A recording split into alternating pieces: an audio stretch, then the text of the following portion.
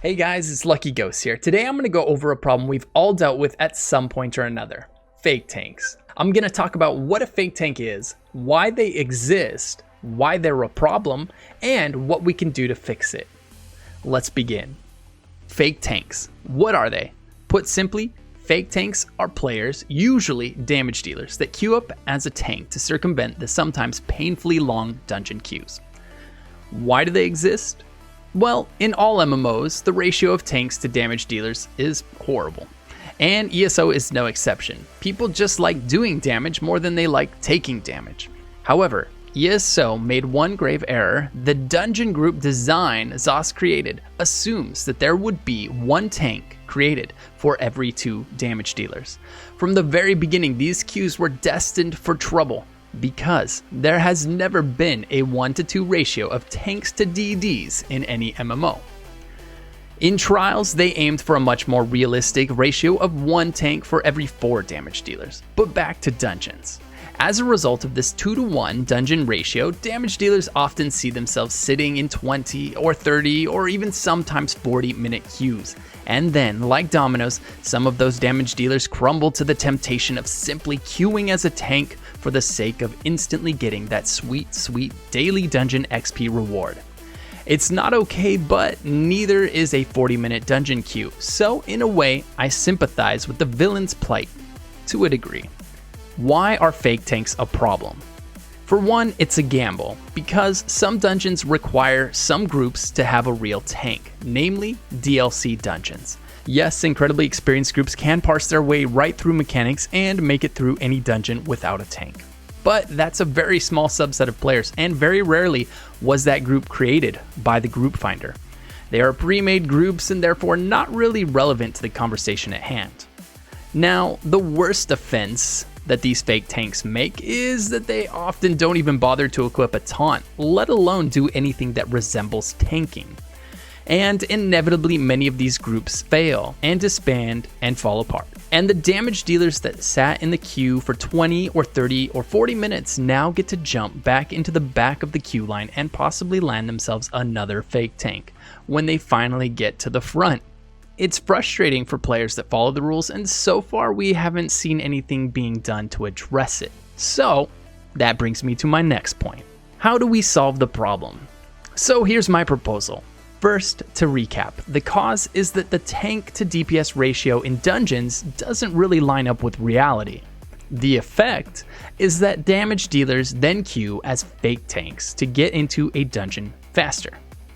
I've never been one to simply complain about a problem without trying to also think of a solution, so let's talk about our options. The first solution aims to tackle the cause rather than the effect.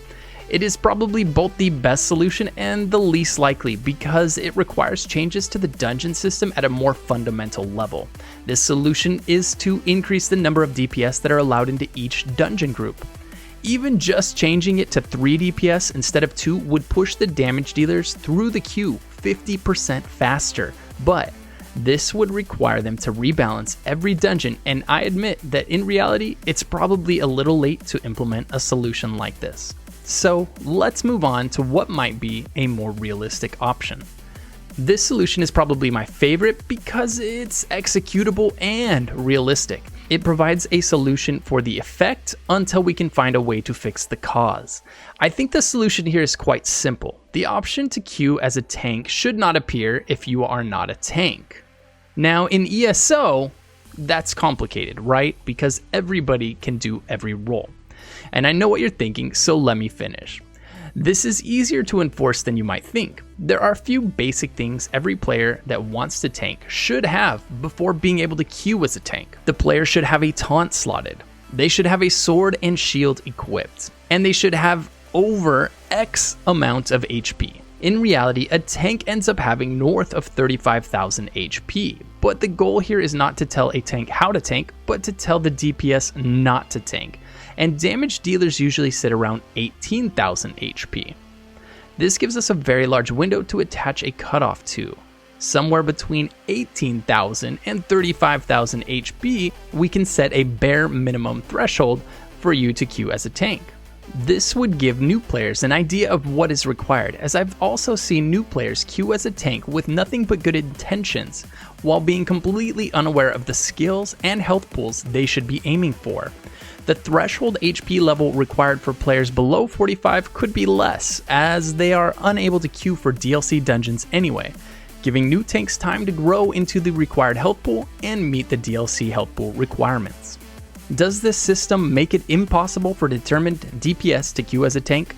No. Of course, damage dealers could go and pump their HP up to 30,000, and they could equip a sword and a shield, and also slot a taunt. But guess what? They are now literally a tank that is capable of tanking all normal content in the game, which is the only thing that people randomly queue as a fake tank for. They are just there for the daily dungeon reward, which everyone runs on normal. So while they may be a damage dealer at heart, they have just created a character that can tank their way through normal dungeons if required. We just incentivized someone to make a tank. Worst case scenario, this added level of effort required to queue as a tank deters a lot of damage dealers from fake tanking, and we see a lot less fake tanks ruining DLC dungeon groups.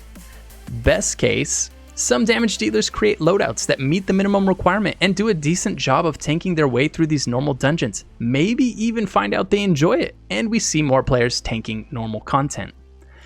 It's such a simple solution. It's a simple check performed before allowing a player to queue as a tank. Set their requirements low enough to maintain tank build diversity, but high enough to weed out the obvious damage dealers. And the world of random dungeon queues is better for everyone involved. And of course, in pre-made groups, these checks can be waived in case 4 DPS friends want to go at it. And that's it, guys. That's my analysis of a problem that has always existed and always will exist until some kind of action is taken. It's one of the most common gripes I've seen discussed in the forums and in my own Twitch streams. What do you think? Do you have a better solution? Do you have another problem you'd like me to discuss? Let me know in the comments below. Please be sure to like, subscribe, and slap that bell button so that you can be notified of future ESO videos. Follow me over on Twitch at twitch.tv/LuckyGhostTV, and check out all the guides at eso.justlootit.com. Links in the description below. I'll see you guys next time.